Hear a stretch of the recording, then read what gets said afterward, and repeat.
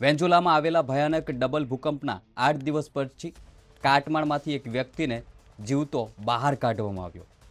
પૂરા 120 કલાકથી વધુ સમય સુધી જમીનની અંદર ભૂખ્યા તરસ્યા રહીને પણ આ માણસે મોતને માત આપી દીધી છે. આ ચમત્કારી ઘટના પાછળ 5 દેશોના સૌથી વધુ બચાવ કર્મીઓની સખત મહેનત છુપાયેલી છે.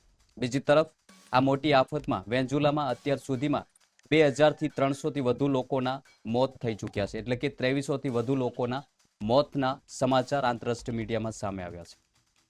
આપણી ભારતીય સેનાએ પણ ત્યાં પહોંચીને ઓપરેશન અમિસ્તાદ હેઠળ સેંકડો લોકોના જીવ બચાવવાનું મોટું ઓપરેશન શરૂ કર્યું છે.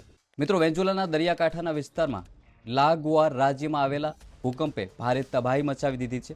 આ વિનાશની વચ્ચે કેટિયા લામાર નામના વિસ્તારમાંથી એક અદ્ભુત સમાચાર સામે આવ્યા છે.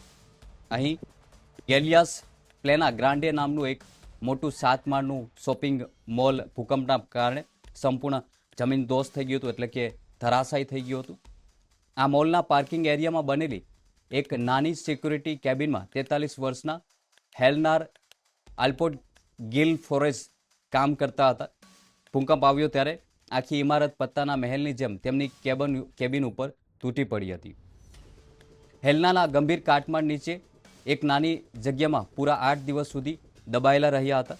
તેમના પરિવાર અને મિત્રોએ તેમના જીવતા હોવાની તમામ આશાઓ છોડી દીધી હતી. એટલે કે તેમને એમ લાગતું હતું કે તેઓ હવે બચ્યા નથી.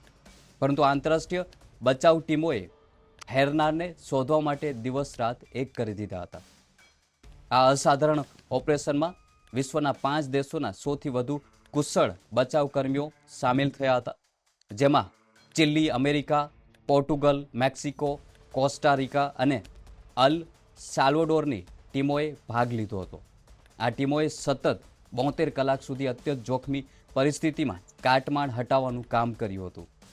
ભૂકંપ પછી આવી રહેલા આફ્ટર શોક એટલે કે જે ઝટકાઓ આવે છે ભૂકંપ, તેના કારણે બિલ્ડિંગના નબળા માળખાના કારણે બચાવ કામગીરીમાં ભારે મુશ્કેલી આવી રહી છે. પરંતુ આંતરરાષ્ટ્રીય એજન્સીઓએ હિંમત હારી નહીં. છેવટે હેરનાર સુધી પહોંચવામાં મોટી સફળતા મેળવી. જ્યારે હેરનારને કાટમાળમાંથી બહાર કાઢવામાં આવ્યા ત્યારે ત્યાં હાજર તમામ લોકોની આંખોમાં આંસુ જોવા મળ્યા હતા.